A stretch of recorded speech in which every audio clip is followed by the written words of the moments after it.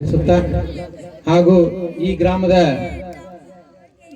ಮುಖ್ಯ ದೇವರಾದಂತ ಪಾರ್ವತಿ ಪರಮೇಶ್ವರ ಭಗವಂತನನ್ನು ಸ್ಮರಿಸುತ್ತಾ ಹಾಗೂ ಕಳ್ಯಾಳ ಗ್ರಾಮದಲ್ಲಿರ್ತಕ್ಕಂಥ ಎಲ್ಲ ದೇವಾನ ದೇವತೆಗಳನ್ನು ಸ್ಮರಿಸುತ್ತಾ ಹಾಗೂ ವೇದಿಕೆಯ ಮೇಲಿರ್ತಕ್ಕಂಥ ಎಲ್ಲ ಗಣ್ಯಮಾನ್ಯರೇ ಹಾಗೂ ವೇದಿಕೆಯ ಮುಂಭಾಗದಲ್ಲಿ ಕುಂತಂತ ಎಲ್ಲ ಪ್ರೇಕ್ಷಣೆಯನ್ನು ಮಾಡಲು ಬಂದಂತ ಎಲ್ಲ ಆತ್ಮೀಯರೇ ಹಾಗೂ ಇವತ್ತಿನ ದಿವಸ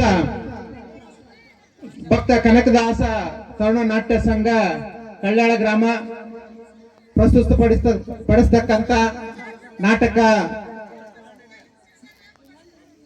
ಧರ್ಮದ ನುಡಿ ಬೆಂಕಿಯ ಕಿಡಿ ಅಂತಕ್ಕಂತ ಸಾಮಾಜಿಕ ನಾಟಕ ಇವತ್ತ ಪ್ರಸ್ತುತಪಡಿಸ್ತಾ ಇದ್ದಾರೆ. ಬಂಧುಗಳೇ, ಈಗಾಗಲೇ ಅನೇಕ ಜನ ಮಾತಾಡಿದ್ರು. ನಾವು ಸಮಾಜದಲ್ಲಿ ಯಾವ ರೀತಿ ಬದುಕಬೇಕು, ಹೆಂಗ್ ಬದುಕಬೇಕು ಅನ್ನೋದು ಕೂಡ ಈಗಾಗಲೇ ಹೇಳಿದ್ರು. ಇವತ್ತ ನಾಟಕವನ್ನು ಬಂಧುಗಳೇ, ನಾಟಕ ಅಂದ್ರೆ ಒಂದು ಕಥೆಯನ್ನ ಅನೇಕ ಪಾತ್ರಗಳ ಮುಖಾಂತರ, ಸಂಗೀತ ಸಾಹಿತ್ಯ ಮುಖಾಂತರ ಎಲ್ಲರಿಗೂ ತೋರಿಸಿಕೊಡುವುದೇ ನಾಟಕ ಜೀವನದಲ್ಲಿ.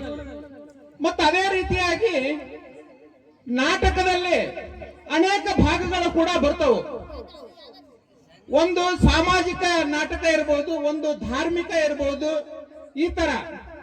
ಅದರಲ್ಲಿ ಮತ್ತೆ ನಾವು ನಾಟಕದಲ್ಲಿ ಏನು ಕಲಿಬಹುದು ಅನ್ನೋದರ ಬಗ್ಗೆ ಈಗ ಮೊದಲನೇದಾಗಿ ಶಿಕ್ಷಣವನ್ನು ಕಲಿಬಹುದು. ನಾವು ಆ ನಾಟಕ ನಾವು ದಿನ ಬೆಳಗಾದ್ರೂ ಅನೇಕ ಸಮಸ್ಯೆಗಳನ್ನ ಎದುರಿಸ್ತಾ ಇರ್ತೀವಿ, ಅನೇಕ ನೀತಿ ನಿಯಮಗಳನ್ನ ಪಾಲಿಸ್ತಿರ್ತೀವಿ. ಆ ನಾಟಕಗಳ ಮುಖಾಂತರ ಪ್ರಸ್ತುತ ಪಡಿಸ್ತಾ ಇರ್ತಾರೆ, ಅವನ್ನ ನಾವು ಕಲಿಬೇಕು. ಈಗ ಮಾರುತಿ ಗೊರವರ್ ಅವರು ಹೇಳಿದ್ರು ಮತ್ತು ಚಾವಡಿ ವಕೀಲರು ಹೇಳಿದ್ರು ಅದ್ರ ಬಗ್ಗೆ ಯಾವ ರೀತಿ ನಾಟಕವನ್ನ ನಾವು ಅನುಸರಿಸಬೇಕು, ಒಳ್ಳೆಯದನ್ನ ಇಟ್ಕೋಬೇಕು, ಕೆಟ್ಟದ್ದನ್ನ ಬಿಡಬೇಕು ಅನ್ನುವಂತ ಮಾತನ್ನ ಹೇಳಿದ್ರು. ಅದೇ ರೀತಿಯಾಗಿ ಸಾಮಾಜಿಕ ಜಾಗೃತಿಯನ್ನ ಮೂಡಿಸುವ ಒಂದು ಕಥೆಗಳು ಕೂಡ ಬರ್ತವೆ. ಅಂದ್ರೆ ಗ್ರಾಮದಲ್ಲಿ ನಾವು ಸಾಮರಸ್ಯದಿಂದ ಬದುಕಬೇಕು, ನಾವೆಲ್ಲರೂ ಒಕ್ಕಟ್ಟಾಗಿರ್ಬೇಕು, ನಾವೆಲ್ಲರೂ ಒಂದಾಗಿರ್ಬೇಕು. ಆಮೇಲೆ ಯಾವುದೇ ಮೂಢನಂಬಿಕೆಗಳಿದ್ರೆ ಅವನ್ನ ಬಿಡಬೇಕು, ಮೂಢನಂಬಿಕೆಗಳನ್ನ ತೊಳೆದು ಹಾಕಬೇಕು. ಈ ರೀತಿಯಾಗಿ ನಾಟಕಗಳು ನಮ್ಮ ಜೀವನದಲ್ಲಿ ಅನೇಕ ಪಾತ್ರಗಳ ಮುಖಾಂತರ ಪಾತ್ರಧಾರಿಗಳ ಮುಖಾಂತರ ನಮ್ಗ ಪಾಠವನ್ನ ಕಲಿಸ್ತವು. ಆದ್ದರಿಂದ ನಾವು ಈಗ ಮಾರುತಿ ಗೊರವರ್ ಅವರು ಹೇಳಿದ ಹಾಗೆ ನಾಟಕದಲ್ಲಿ ಯಾವುದೇ ನಾಟಕ ಇರಲಿ, ಒಳ್ಳೆಯದನ್ನ ನಾವು ಕಲಿಬೇಕು, ಕೆಟ್ಟದ್ದನ್ನ ನಾವು ಇಲ್ಲೇ ಮರೆತು ಹೋಗ್ಬೇಕು. ನಾವೆಲ್ಲರೂ ನಮ್ಮ ಊರಿನ, ನಮ್ಮ ತಾಲೂಕಿನ ಏಳಿಗೆ ಅಂತ ಬಂದಾಗ ನಾವೆಲ್ಲರೂ ಒಕ್ಕಟ್ಟಾಗಿ ಕೆಲಸ ಮಾಡಬೇಕು, ನಾವು ಒಕ್ಕಟ್ಟಾಗಿ ಕೆಲಸ ತಗೋಬೇಕಂತ ನಾನು ವಿನಂತಿಯನ್ನ ಮಾಡ್ಕೊಳ್ತಾ ಇದ್ದೀನಿ ಬಂಧುಗಳೇ. ಯಾಕಂದ್ರೆ ಹಿಂದೆ ಈ ಚಾವಡಿ ವಕೀಲರು ಹೇಳಿದ್ರು, ಇದು ಇವತ್ತು ಕನಕದಾಸರ ಒಂದು ಹೆಸರಿನ ಟೈಟಲ್ ಇರ್ತಕ್ಕಂತ ಒಂದು ಕಲಾ ಸಂಘ ಇವತ್ತು ಪ್ರಸ್ತುತ ಪಡಿಸ್ತಾ ಇದೆ. ಕನಕದಾಸರು ಹೇಳಿದ್ರು, ಬಸವಣ್ಣವರು ಹೇಳಿದ್ರು, ಎಲ್ಲರೂ ಒಂದಾಗಿ ಬದುಕ್ರಿ, ಸಾಮರಸ್ಯದಿಂದ ಬದುಕ್ರಿ, ಪ್ರೀತಿ ವಿಶ್ವಾಸದಿಂದ ಬದುಕ್ರಿ, ಯಾರು ದ್ವೇಷವನ್ನ ಕಟ್ಕೋಬೇಡ್ರಿ. ಇವತ್ತ ನಮ್ಮ ಅಣ್ಣತಮ್ಮರ ಹೊಡೆದಾಡ್ತಿರ್ತೀವಿ, ಅಕ್ಕಂಗರ ಹೊಡೆದಾಡ್ತಿರ್ತೀವಿ, ತಂದೆ ತಾಯಿನ ಸರಿ ನೋಡ್ಕೊಳ್ಳಂಗಿಲ್ಲ. ಅವನ್ನೆಲ್ಲ ಇಂಥ ನಾಟಕಗಳ ಮುಖಾಂತರ ನಾವು ಕಲಿಬೇಕಾಗತ್ತೆ.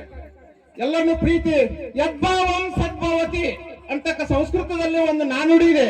ಯದ್ಭಾವಂ ಸದ್ಭವತಿ ಅಂದ್ರೆ ನಾವು ಏನು ಮಾಡ್ತೀವಿ ಅದು ನಮ್ಗ ಉಲ್ಟಾ ಆಗತ್ತೆ.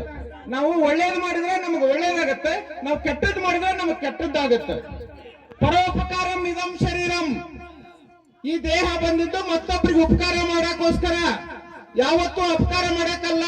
ಏನು ಬಿತ್ತೀವಿ ಅದನ್ನ ಬೆಳಿತೀವಿ. ನಾವು ಒಂದು ಬಳ್ಳ ಈ ಕಡೆ ಮಾಡಿ ತೋರಿಸಿದ್ರೆ 4 ಬಳ್ಳ ನನಗೆ ತೋರಿಸ್ತಿರ್ತಾವು.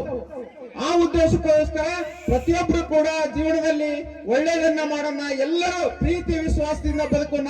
ಈ ಮನುಷ್ಯರಾಗಿ ಹುಟ್ಟಿದೀವಿ ಅಂದ್ಮೇಲೆ ಎಷ್ಟು ದಿವಸ ನಾವು ಬದುಕ್ತೀವಿ ಎಲ್ಲ ಗೊತ್ತಿಲ್ಲ ನಮ್ಗೆ.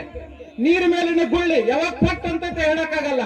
ಆದ್ರೆ ಇರುವಷ್ಟು ದಿವಸ ನಮ್ಮಿಂದ ಭಗವಂತ ಏನ್ ಬುದ್ಧಿ ಕೊಟ್ಟನ, ಏನ್ ಶಕ್ತಿ ಕೊಟ್ಟನ, ಆ ಶಕ್ತಿಗೆ ಅನುಸಾರವಾಗಿ ಎಲ್ಲರಿಗೂ ಒಳ್ಳೆಯದನ್ನ ಮಾಡೋಣ.